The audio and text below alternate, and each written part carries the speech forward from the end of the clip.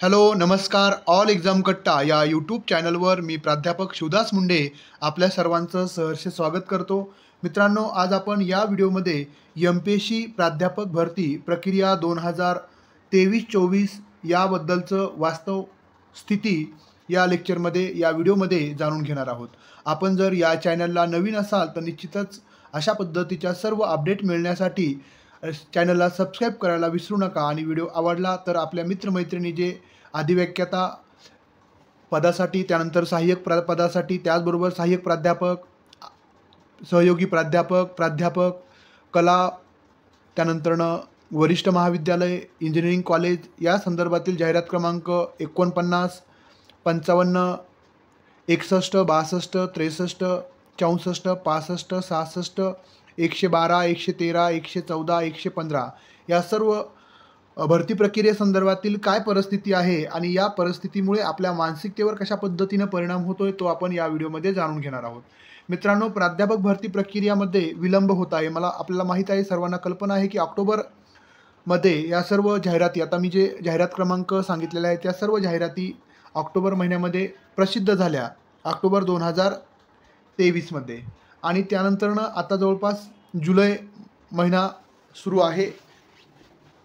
जवळपास 10 महिने झाले आपल्या परीक्षेचा सिलेबस आलेला नाही आहे. तर याचं काय कारण आहे ते आपल्याला बऱ्यापैकी माहीत आहे. तर प्राध्यापक भरती प्रक्रियेमध्ये विलंब होत आहे, त्यामुळे आपल्या मनामध्ये प्राध्यापक भरती संदर्भातील एक नकारात्मक विचार देखील येत आहेत की भरती प्रक्रिया होती का नाही, आपण किती दिवस थांबायचं, अभ्यास किती दिवस करायचा. तर भरती प्रक्रिया विलंब होण्याचं महत्त्वाचं कारण आपल्या सर्वांना माहीत आहे की जे ओपन कॅटेगरीचं जे 10% आरक्षण आहे त्या आरक्षणाचा समावेश होऊनच भरती प्रक्रिया राबवली जाते. तर तो सामान्य विभागाकडे त्यांनी वर्ग केलेला आहे आरक्षणाचं, जे बिंदू नामावलीप्रमाणे नंतरनं ते आरक्षण ॲड करून येईल, किती जागा कोणत्या कास्टसाठी त्याचं सर्व वितरण येईल आणि त्यानुसार डबल अर्ज जे आहेत ओपन कॅटेगरीच्या विद्यार्थ्यांसाठी लिंक खुली केली जाईल. त्यामुळं हा वेळ लागत आहे. पण एवढंच महत्त्वाचं आहे की जर आपण या ठिकाणी वेळ दिला, म्हणजे आयोगानं जर यावेळेस भरती प्रक्रियेमध्ये जे कायद्याच्या नियमानुसार आहे तर त्या नियमानुसार भरती प्रक्रिया राबवली तर परत मॅटमध्ये, म्हणजे कोर्टामध्ये परत भरती प्रक्रियेमधील जे गोंधळ आहे ते कोर्टामध्ये जात नाही आहेत. हे एक महत्त्वाचं आहे. त्यामुळे वेळ लागलं तरी चालेल, पण ते सर्व कायद्याच्या चौकटीमधून होणं गरजेचं असतं.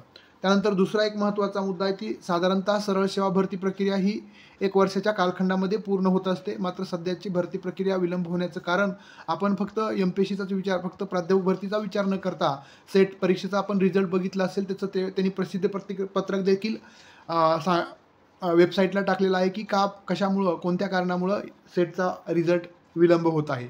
अगदी त्याच पद्धतीनं एम-पी-एस-सी मार्फत सर्व पदांची जाहिरात आलेली आहे. सर्व त्यांनी फक्त सिलेबस आणि परीक्षेची कधी होणार आहे एवढंच फक्त बाकी आहे आणि त्यासाठीचं जे विलंब होण्याचं कारण ते महत्त्वाचं 10%चं जे इन्क्लूड होणार आहे, समावेश होणार आहे, त्याची प्रक्रिया सुरू आहे.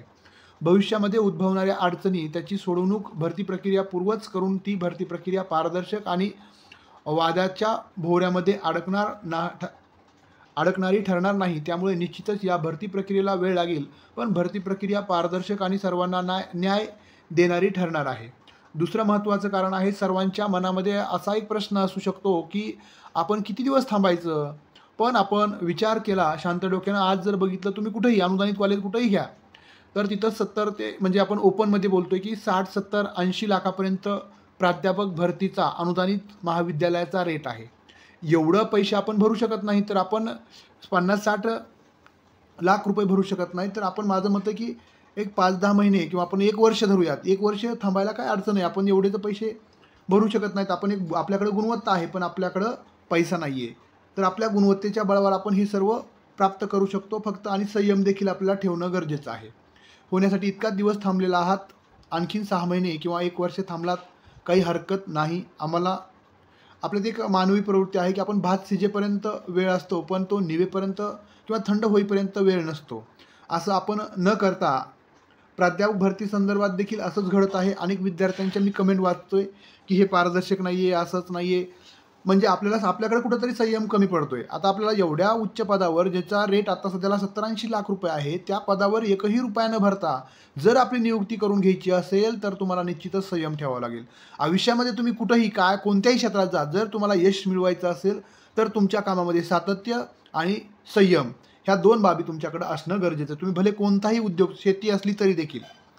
पण जे विद्यार्थी ध्येयनिष्ठ असतात, जे विद्यार्थी सामान्य परिस्थितीतून आलेले असतात, त्यांच्याकडे नक्कीच संयम असतो आणि सातत्यही असतं आणि याच्याच बळावर ते या परीक्षेमध्ये यश संपादित करतात आणि इतिहास घडवतात. असाच इतिहास आपण परत वाचत असतो. इतिहास आपणास घडवायचा असेल, अभ्यासामधील सातत्य आणि संयम हेच या भरतीतून तरुण जाण्याचं साधन असणार आहे. या सर्व उठाठेवीतून मी एवढेच सांगू इच्छितो, की स्वप्न आपण बघितलेलं आहे आणि साध्य देखील आपल्यालाच करायचं आहे. इतर तुम्हाला दुसरं कोण मदत करणार नाहीये.